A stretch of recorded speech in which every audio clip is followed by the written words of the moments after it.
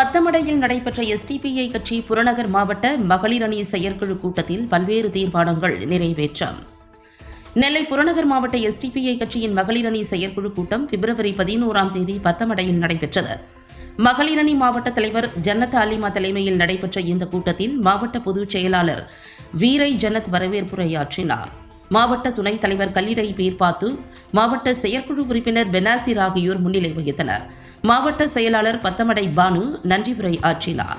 இக்கூட்டத்தில் எஸ்டிபிஐ கட்சியின் மாவட்ட தலைவர் எஸ் சிராஜ், மாவட்ட பொதுச் செயலாளர் கலந்தை மீராசா, நான்குநேரி சட்டப்பேரவை தொகுதி தலைவர் காஜா பிர்தௌசி ஆகியோர் சிறப்பு அழைப்பாளர்களாக கலந்து கொண்டு ஆலோசனைகள் வழங்கினர்.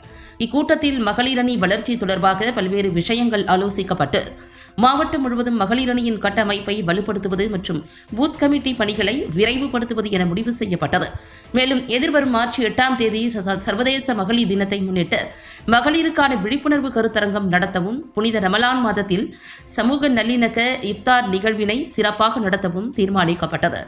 இந்நிகழ்வில் அம்பை சட்டப்பேரவை தொகுதி தலைவர் பத்தமடை பீர்பாத்து, துணைத் தலைவர் ராபியா, செயலாளர் அகமதாள், இணை செயலாளர் ஃபாத்திமா, நாங்குநேரி சட்டப்பேரவை தொகுதி செயலாளர் ஜெசிமா, துணைத் தலைவர் சைபு நிஷா, துணை செயலாளர் ரோஷன், தொகுதி பொருளாளர் மெஹராஜ் பேகம், விகேபுரம் நகர தலைவர் ஃபாத்திமா, பத்தமடை நகர தலைவர் காதர் பாத்து, செயலாளர் சையத் அலி, ஏர்வாடி நகர தலைவர் ஹமீதா, துணை செயலாளர் பர்ஹானா, மூளைக்கரைப்பட்டி நகர தலைவர் முல்லை பானு ஆகியோர் கலந்து கொண்டனர்.